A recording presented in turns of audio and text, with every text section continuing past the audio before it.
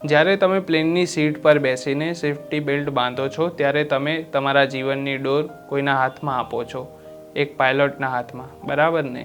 પણ જો હું તમને એમ કહું કે તમને સુરક્ષિત ઘરે પહોંચાડવાની જવાબદારી જેમના માથે છે તે પાયલટ ડિપ્રેશનમાં છે, તે એન્જિનિયર ઊંઘમાં છે અને તમારી સેવા કરતી એર હોસ્ટેસ કિચનમાં જઈને તેના આંસુ લૂછી રહી છે.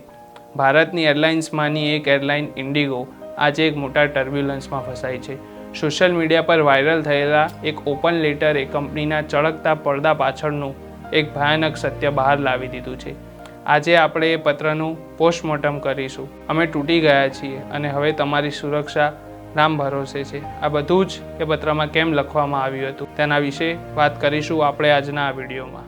વૈષ્ણવજન તો તેને કહીએ જે પીડ પરાઈ જાનાને રે.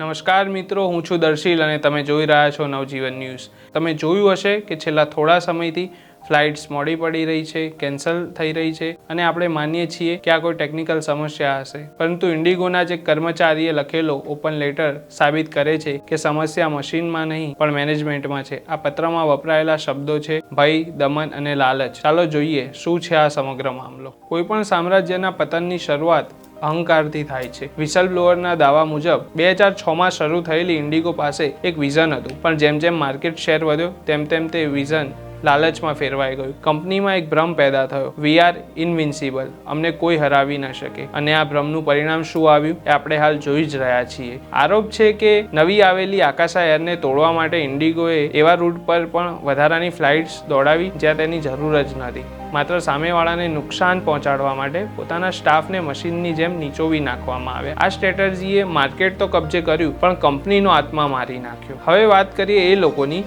જેમને તમે એરપોર્ટ પર હસતા જુઓ છો.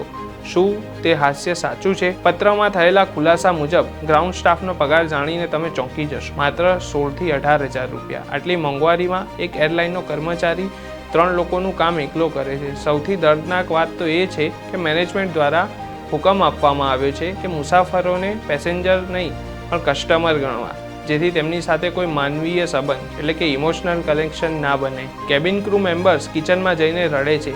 આ વાક્ય તે લેટરમાં લખવામાં આવ્યું છે. વિચારો, જે વ્યક્તિ માનસિક રીતે આટલું તૂટી જાય તે ઇમરજન્સીમાં તમારો જીવ કેવી રીતે બચાવશે? હવે તમને સવાલ થશે કે આ બધામાં મેનેજમેન્ટ શું કરે છે? કર્મચારીનો આરોપ છે કે કંપનીમાં લાયકાતનું નહીં પણ ચમચાગીરીનું રાજ ચાલે છે. એવા લોકોને વાઇસ પ્રેસિડેન્ટ બનાવી દેવાયા છે જેમને એક પ્રોફેશનલ ઈમેલ લખતા પણ નથી આવડતું. અને જ્યારે પાયલટ થાકની ફરિયાદ કરે ત્યારે તેમને આરામ આપવાને બદલે ધમકીઓ મળે છે.